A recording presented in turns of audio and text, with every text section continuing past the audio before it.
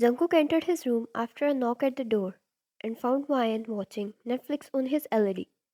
She was so comfortable as if she owned the place, laying on her stomach, her feet up in the sky, and a bowl of popcorns in front of her.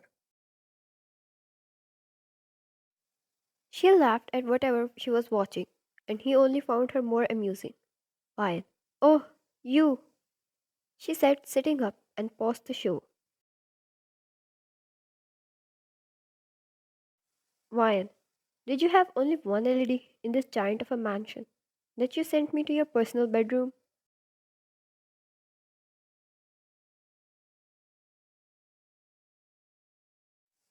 Jungkook crossed his arms, leaning against the wall. Jungkook, there are many, but on the opposite side. And since I took your responsibility, I'd like you near me to ensure your safety.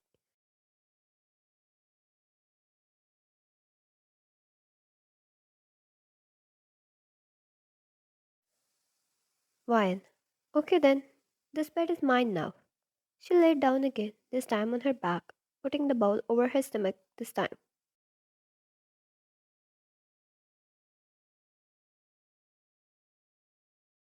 Ryan, let's watch this together. She patted beside him. Jungkook looked at the screen once, then walked over to her, taking a seat beside her. She played the K drama again and put the ball in between the two to share with him.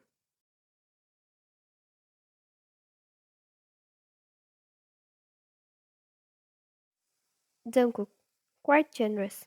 She smiled proudly. Jungkook made a weird face at the scene she was watching with so much interest.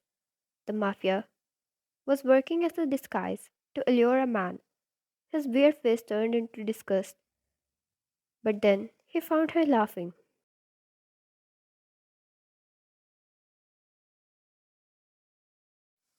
What was so interesting about it? He didn't know, didn't care, but in that moment, when he saw her laughing up this close, he knew he was falling deep into this whole mess with no return ticket.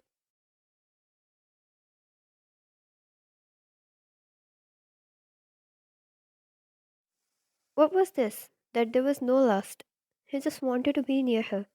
He didn't know what this feeling was named after.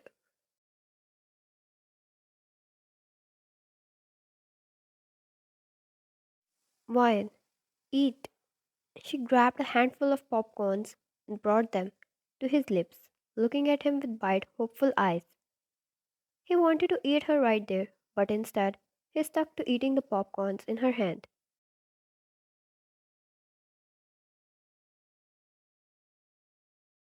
Wine, when am I going back? Jungkook, stay for the night. Probably tomorrow will be better.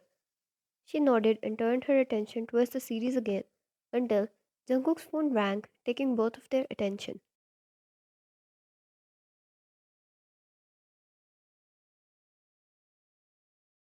Ryan paused the drama out of respect and he picked up the call. Jungkook, speak.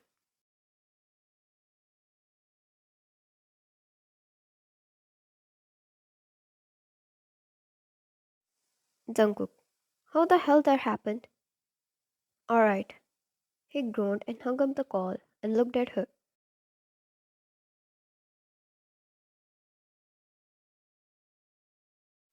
Ryan, why are you looking at me like I stole your banana milk? Jungkook, well, don't know about that, but someone else is going to surely steal you away.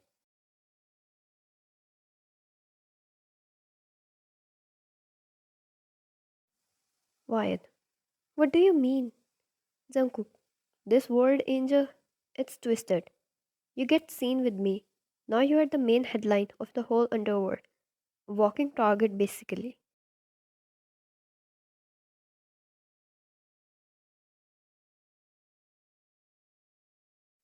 Ryan, what are you talking about?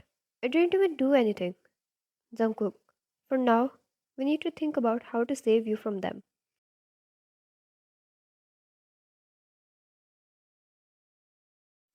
Ryan inhaled, getting a little tensed. These men were dangerous. The world she lived in was ruthless. She would never understand their problem, but if she was the target and she got in their hands, her whole life would be ruined within a night.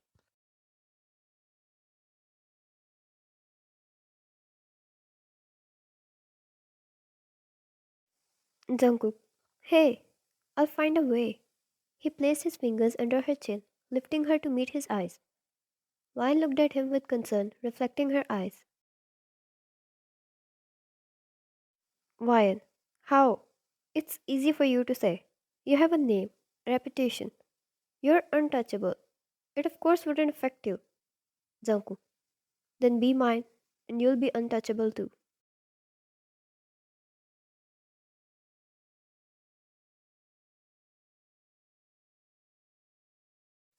Silence.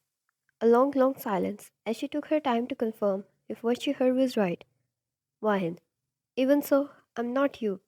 I can't fight like you. Jungkook.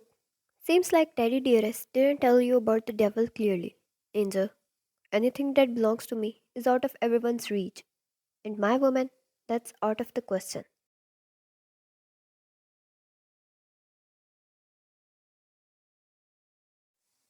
She felt intimidated, moving back a little out of his reach, and cleared her throat.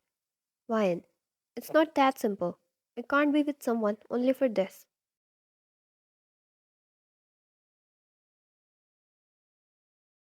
Jungkook, an act. It's just for an act, until the thing dies down and you're out of their head. She exhaled and considered the possibilities. No matter how powerful her dad was, she wouldn't be protected completely.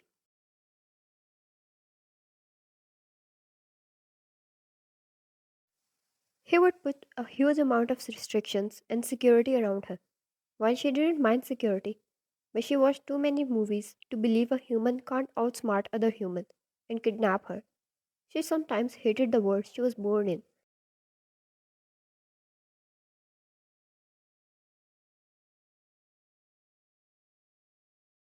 Wyan. Okay, only for an act. He grabbed her wrist and pulled her close to her so she crashed against him, while her body was half hovering above him, her eyes wide open, and she was about to snap, her cheeks red and heart about to jump out.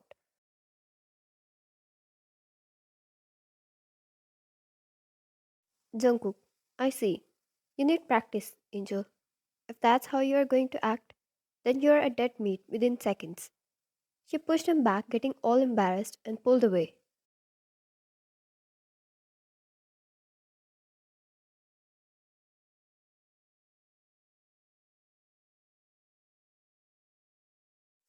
Ryan, that was unexpected, okay? And we don't have to act when we are alone. She got up, leaving the washroom, and Jungkook smirked.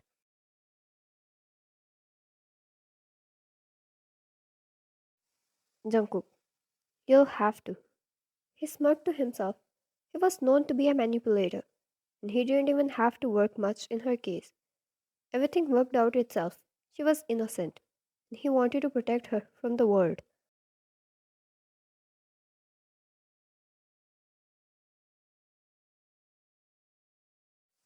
When she came out after freshening up, she got back in bed, putting pillows in between him and herself. Jungkook chuckled and lay down on his side.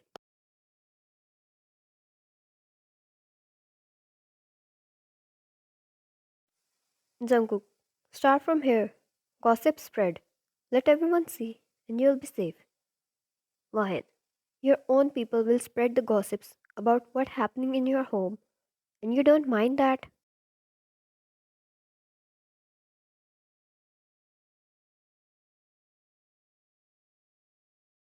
Jungkook, spies.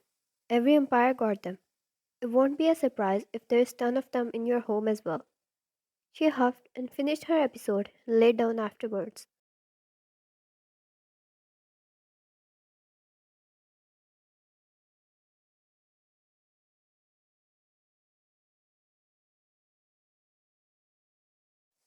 Jungkook was using his cell, but put it away when she turned off the LED and laid down as well, pulling sheets up. Ryan, Dad is going to be extremely shocked if he hears about me having a boyfriend.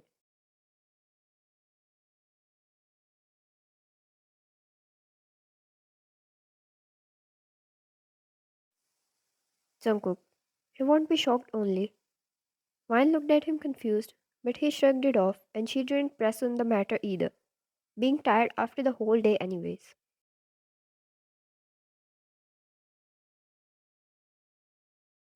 Jungkook turned off the lights and she closed her eyes, keeping her distance. Wine, don't cross the border. You'll be sentenced to death.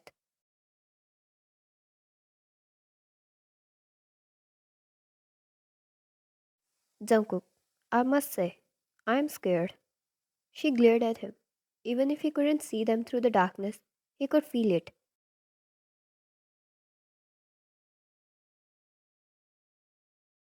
Even if everything worked out perfectly, he knew he had to do something about her father. That man was going to create a problem in his way, and he swore he wasn't a patient man as long as it was not his angel.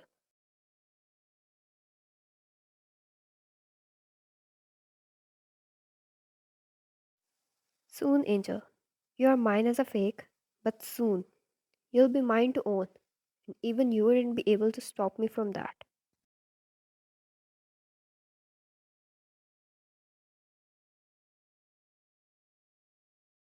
The next morning, Vine woke up and didn't find Jungkook on bed. She found a dress laying by with a note asking her to get ready for breakfast. Vine, being in her lazy self, took her time getting ready, then went out, asking a maid for the dinner.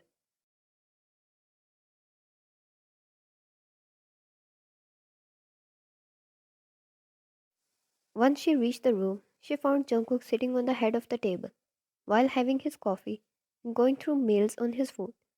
She cleared her throat.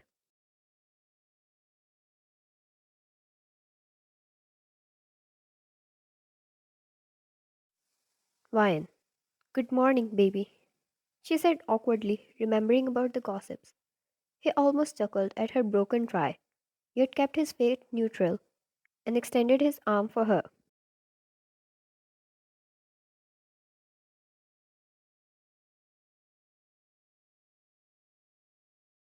Jungkook, good morning, Angel. Come here. She walked up to him and he suddenly pulled her in his lap, leaving her shocked.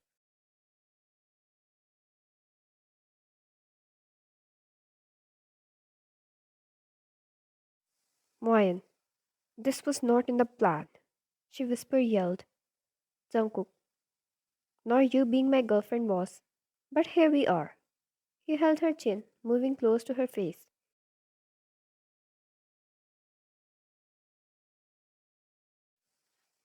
Jungkook, generally, I shouldn't pull away without a kiss after getting this close to my lady. Moyen, I'll stab you with the fruit knife if you kiss me without my permission.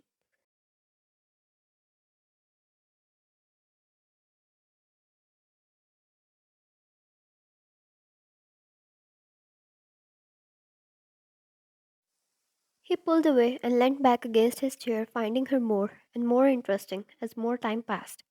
Jungkook, have your breakfast. Stay another day.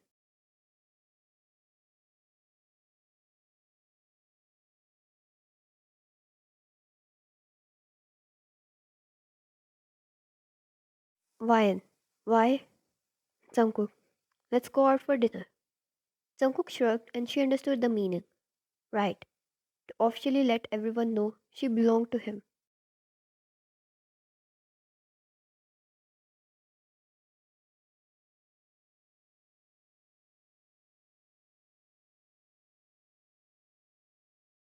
She sighed and started to eat her breakfast, getting comfortable in his lap. Wine. Okay,